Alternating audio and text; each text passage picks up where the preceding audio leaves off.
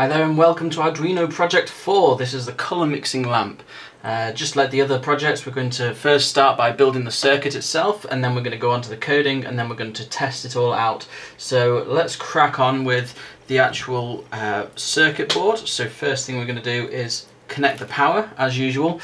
I've not actually connected this up to the computer yet. I'm going to do the circuit board first and then get it all connected. So we're going to be using 5 volts again. So let's just connect that to the 5 volts and to the power over here, the first line of, and then we're going to connect the ground between here. Let's get that in there, and also the ground here. Now for this circuit we're going to want both lines of power, so we're going to also, while we're doing this, hook up the power between the first line, if I can get that in, and the second line, and we'll move that out of the way there. And so now we'll have power in both columns, so we'll be able to actually get power from both this side and this side of the board, just to make everything easier for ourselves. The next thing we want to do is hook up a number of photoresistors to the board. So we're going to bring these photoresistors in and hook them up between the two sides of the board here. So we're going to hook the first one up here, whoops, and try not to bend it out of shape too much. Our second one is going to go, so that's on row 30, second one is going to go on row 28, leave a little gap between them, put that in there, and the third one is going to go on row 26, there. So there are our 3 photoresistors. We'll be using those later on with some colour sheets there, but I'm not going to set those up yet because they'll just fall off. So next thing we want to do is set up some resistors. And which resistors do we want here? We want our 10 kilo ohm resistors, which is brown, black, yellow. So these resistors, and we want these to go from each one of the photoresistors back to the ground. So we'll take each one of these from 26 to ground, like so, and we'll take one from 28 to ground, like so, if it'll go in the hole, there we go, and our final one from 30 to ground as well. That one was easy, and the ground in there like so. So there are our 10 kilo ohm resistors hooked up to the 3 photoresistors. Next step, we want to actually put power to these 3 photoresistors. So we'll get a couple of very short wires here and connect them up to number 30 to the other side of the board here. This is why we powered this column as well. So we've got 30, 28, which doesn't want to go, there we go, and 26 as well.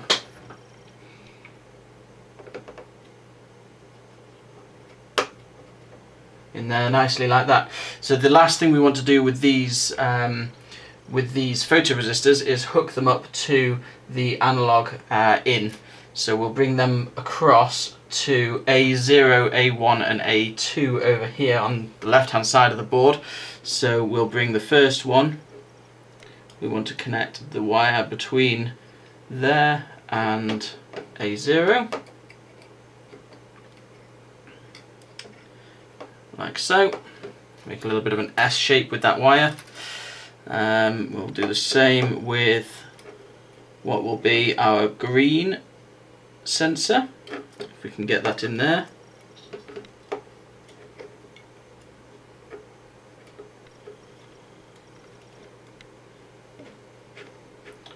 Like so. Twist that around so that we can get that into A1.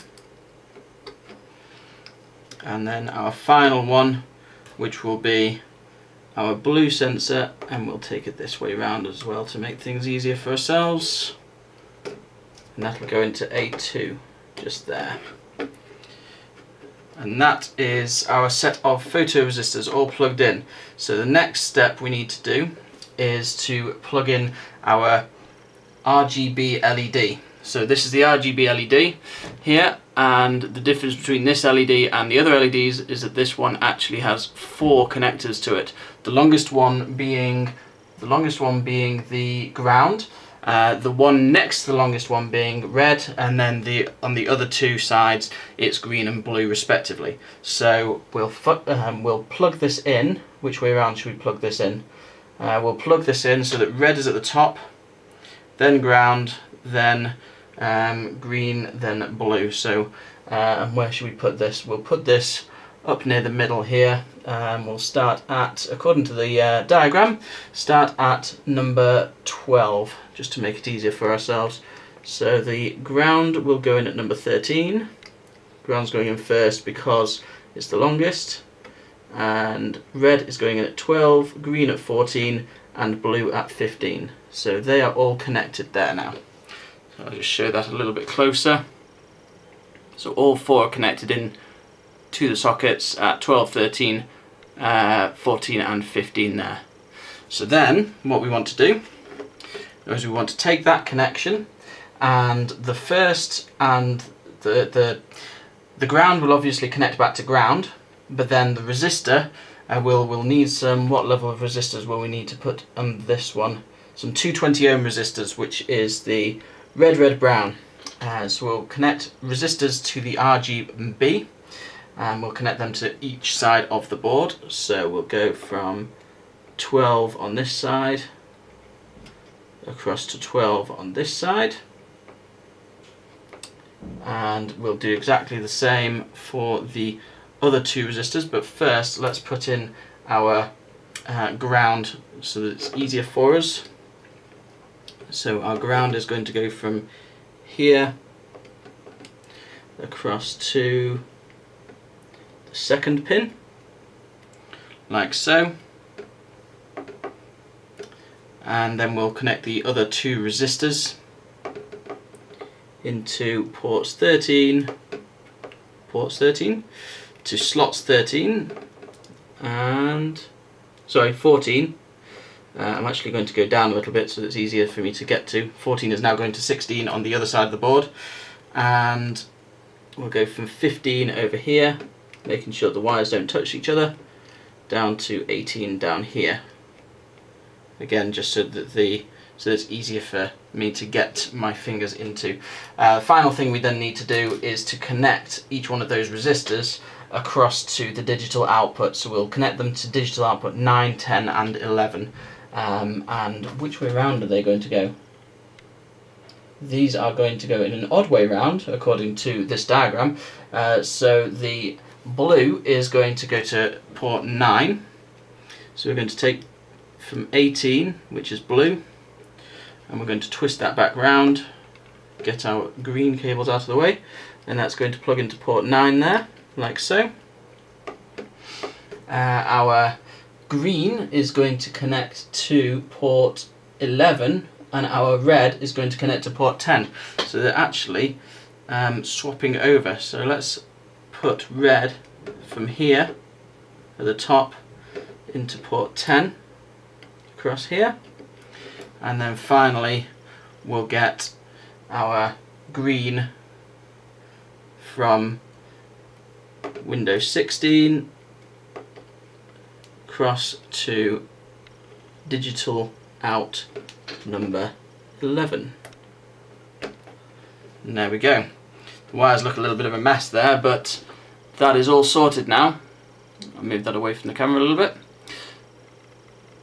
So that is our circuit according to the diagram. It's a bit odd that they've swapped them around, but I guess that'll come out of the code when we're actually developing this. So let's swap over to the computer now and we'll start coding this. Okay, here we are in the code, so let's get cracking with actually writing this stuff.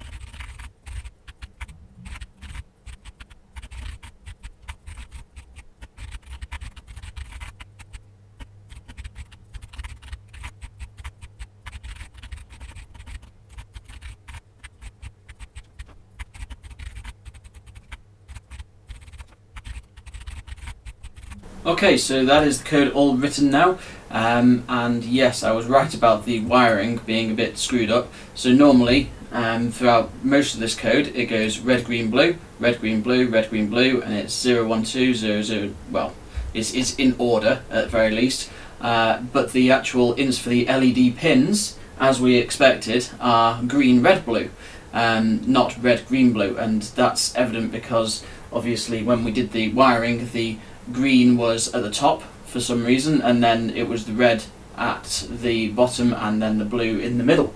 So yeah, a little bit of swapping around on the wiring. Probably would have written that a little bit tidier myself if I had created this Arduino, but it is what it is, and the code is there. So hopefully that will work. So we'll plug this in now and give it an upload and see what happens. So I haven't actually plugged in my Arduino yet. So off screen, I'm just doing that, and plug that into there, plug that into my USB port, and then I should be able to simply upload this to the Arduino.